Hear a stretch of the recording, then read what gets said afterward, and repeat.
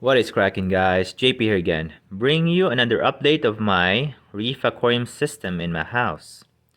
So, we'll start from the biggest down to the smallest. This is the 90-gallon system that I just recently set up. It's doing pretty well. Corals, fish, invertebrates are pretty happy. There's just a couple corals that are a little bit kind of sad, but we'll get to that. I'm still fixing in the process. So we'll start with the left to right. There's my first batch of coral gaining the coloration back. It's a little bit bleached, but it's definitely gaining back slowly. Here's the gold hammer. This is the wool hammer, doing pretty well. It's not as gold, but it's growing very quickly, so which is good. Used to be only like three, like a L, oh no, like a T shape. Now it's like going this way and this way and this way, so that's good. Green Pally is doing pretty well. Zoas are happy. Bicolor frog spawn is doing pretty happy back there. My banging cardinal is like, meet next. Purple tip green hammer is doing pretty well. These are the second batches, so these are acclimated a little bit higher light. And then here is the newest batches, which is keeping coloration, which is good. Even with that metal halide and T5, so it's been a week now, so that's good. And the coloration is doing pretty well, so that's good. I guess this one was on highlight, so maybe it was already happy on that area anyway, so I guess that's good. The torch hammer here is not as happy as I want to be. All of my torches were all added at the same time, so I'm not sure why this one is not happy.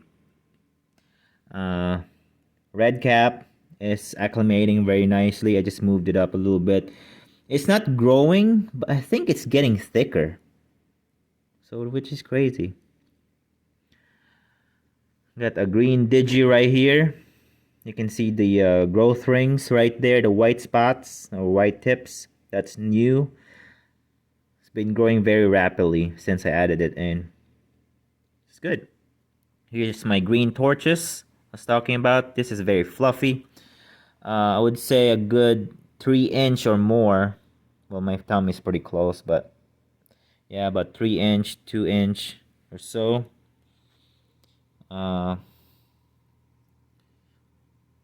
It's very nice with the T5s. It's really just metallic green. Like it's just a plain, regular green torch. Nothing special about it. Original ones.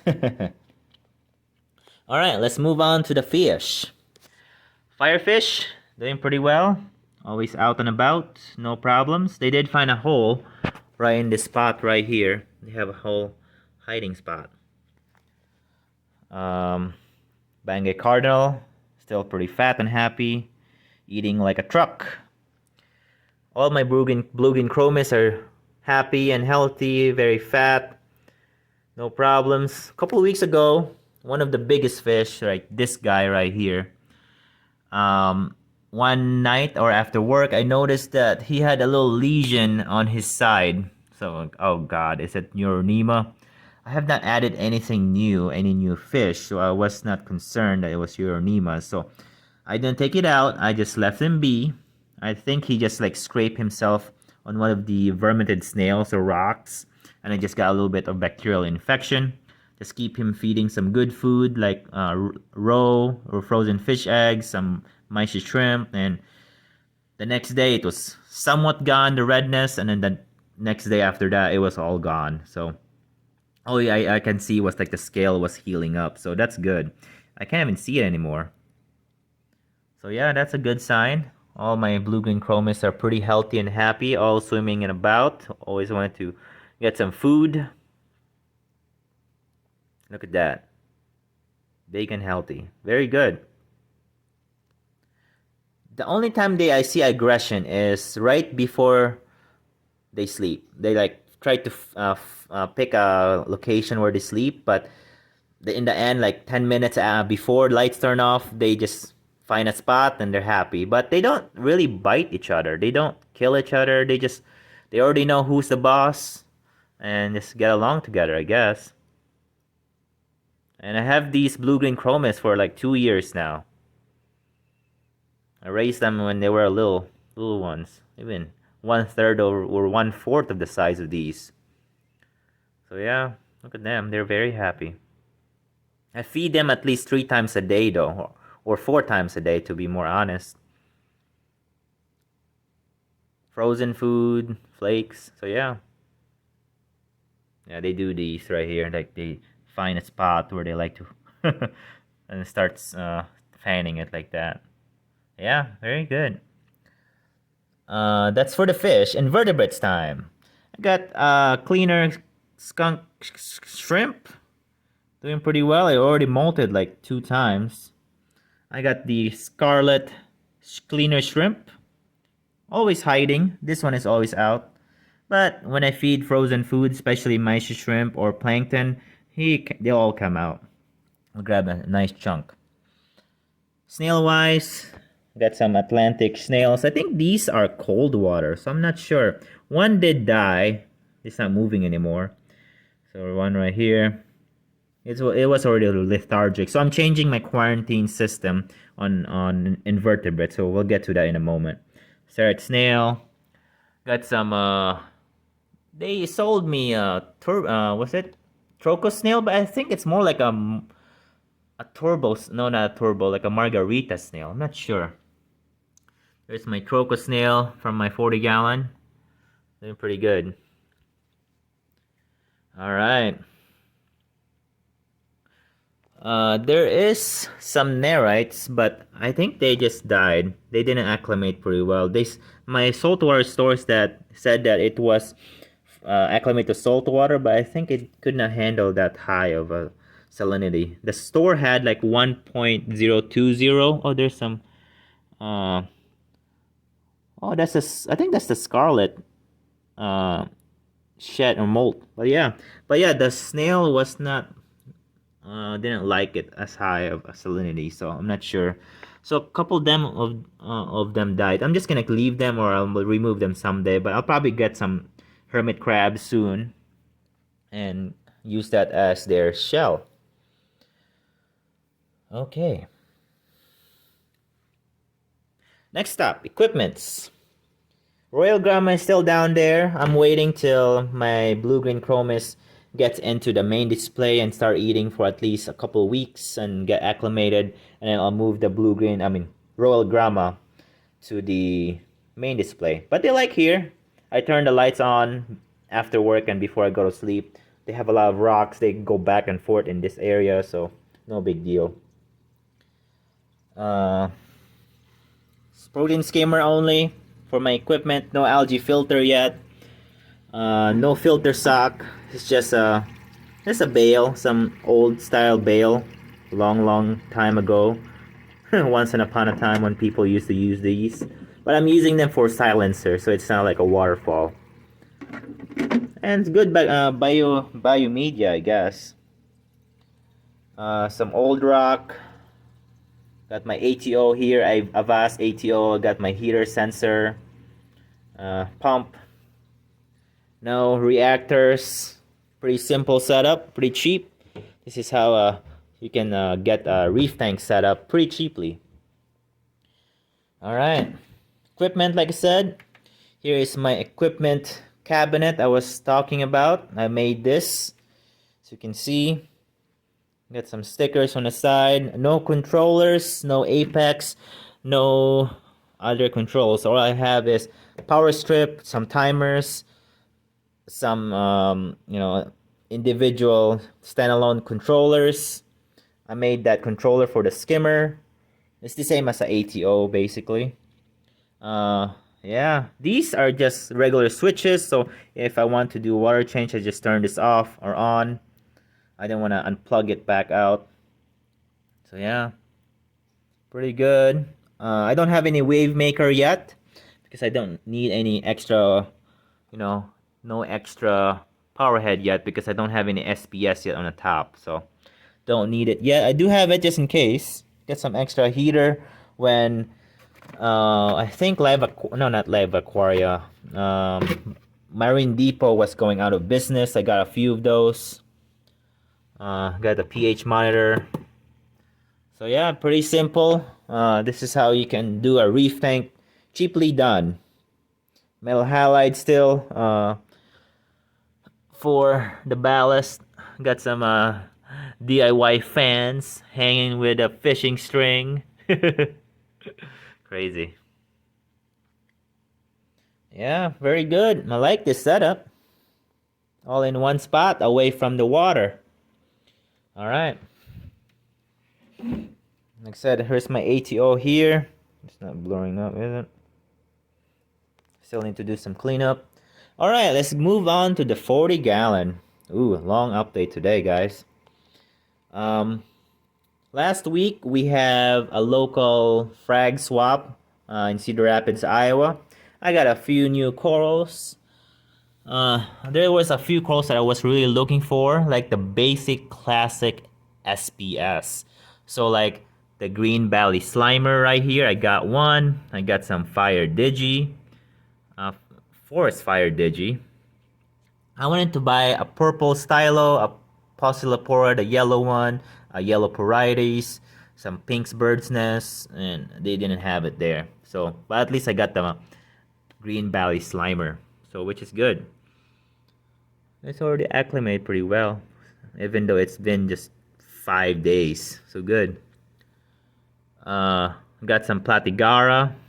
Got some Chalice. I don't know what this Chalice is. They didn't tell me what kind it is. So if anybody knows, it got a little bit blue, some brown, and some orange in the middle of the mouth. So I'm not sure.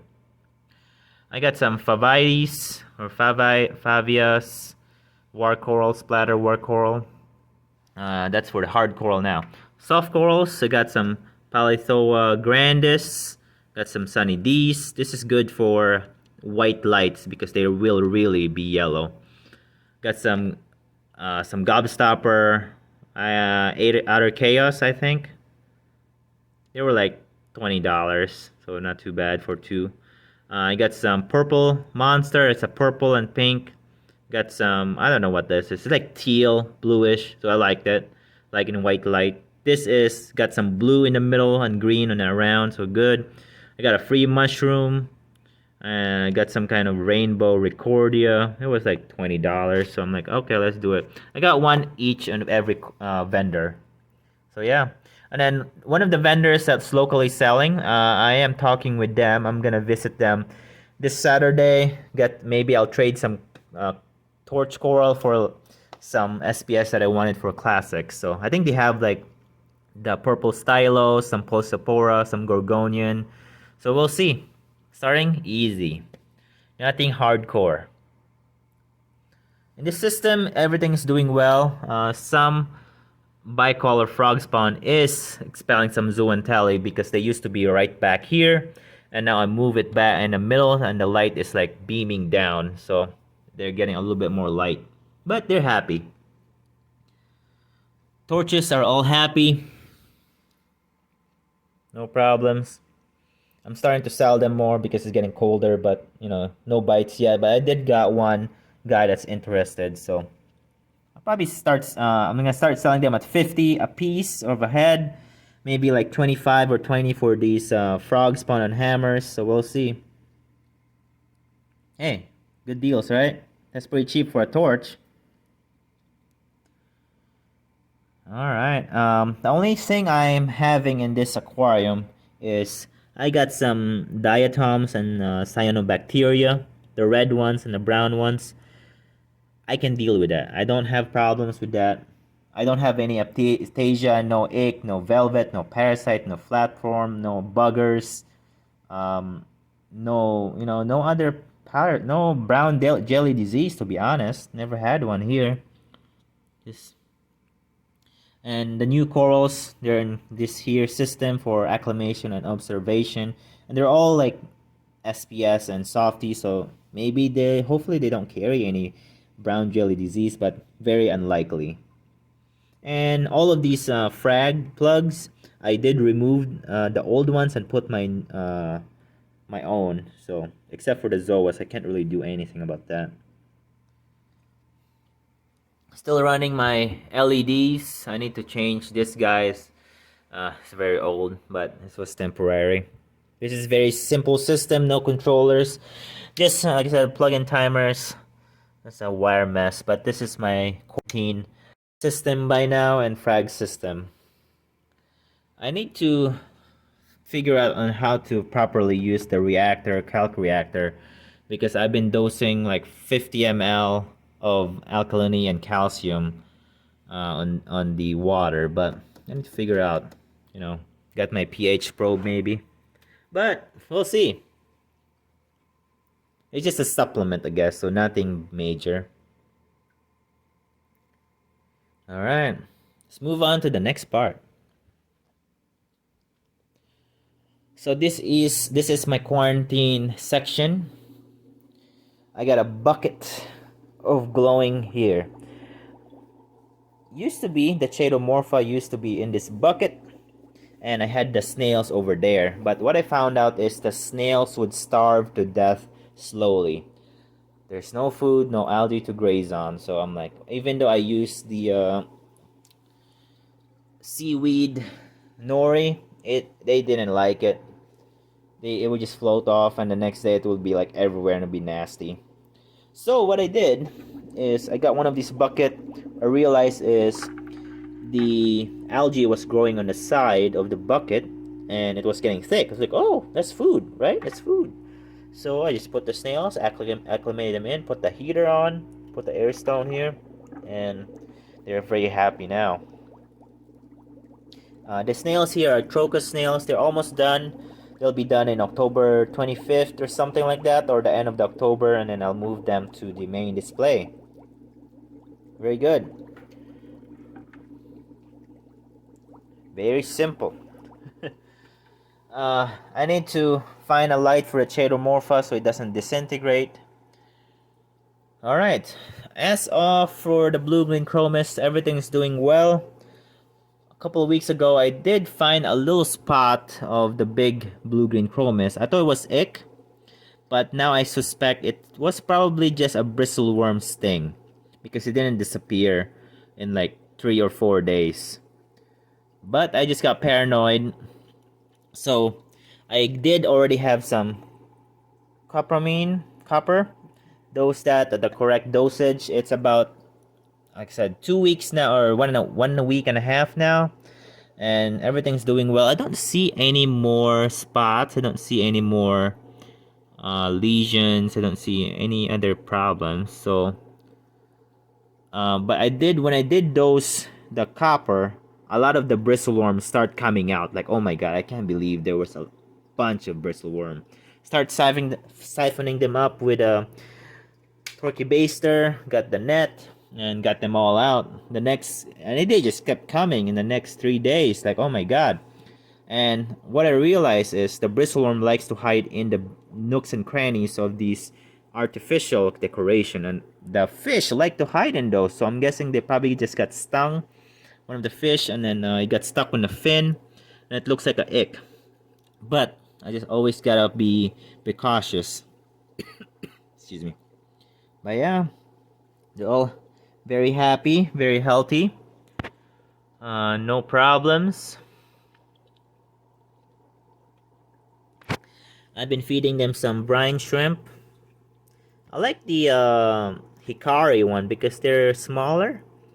The other, like San Francisco Bay, is like bigger and like mushy. I guess it depends on the batch, but the Hikari frozen brine shrimp is very small and very not mushy. So yeah, fish poop.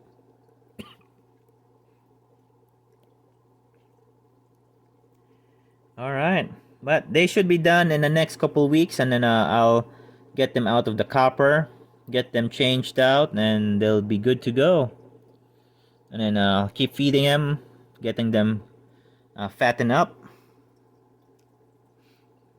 and they'll be happy. Hopefully they'll get along with the bigger blue-green chromis. We'll see. I don't see any scratching. I don't see any flashing. No other spots. No lesions. I do need to do some water changes because the smaller fish have some kind of like holes on the head, but I'm not sure. Maybe it's just how they're small or something, or I don't really know. Maybe it's just my imagination. I don't really know. But he's happy, eating a lot. Let's feed some brine shrimp here then, we'll see. Some open here. Let's see here. Some there. Alright. Here we go.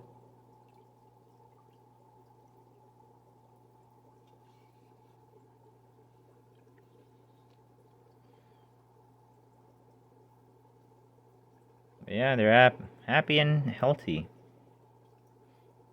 I know the brine shrimp don't offer a lot of nutrients or nutrition, but I do feed some flakes here and there, at least once a day.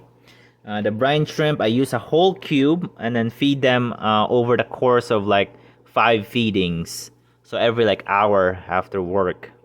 So it's not like a one go kind of deal. So they're almost constantly feeding until, bedtime. So yeah.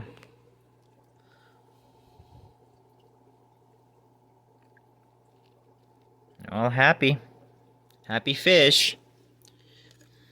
Pretty good. Update on the viral lymphocytitis though. The fish that had it, I can't even remember which one now. So I'm guessing it's all gone. I don't see any more lumps. I don't see any more problems. I don't see any other fish that had lumps also. So I'm guessing that it just disappeared on its own. It wasn't like something serious. With good food and water changes. I do water changes once a week. So yeah, I guess over time it just got better. The smallest one though is slowly eating. He's probably the smallest one in the pack, but it doesn't matter. The same one as my old blue-green Chromis. The smallest one was pretty small, but in the next year or so, it just got bigger and bigger, and it's the same size as everybody else now. So no worries. As long as I keep a lot of food, he'll be happy. And just keep growing. Yeah, pretty good. Once I'm done with this quarantine, I will probably quarantine another fish. It's probably like a yellow wrasse, like the yellow chorus wrasse, or like some kind of dispar antius. I'll probably use the bigger one for the dispar antius. And then more snails and crabs and invertebrates down here, or in the bucket. So yeah, not too bad. So that is it for today, guys. Thanks for watching, and happy reef keeping. Adios.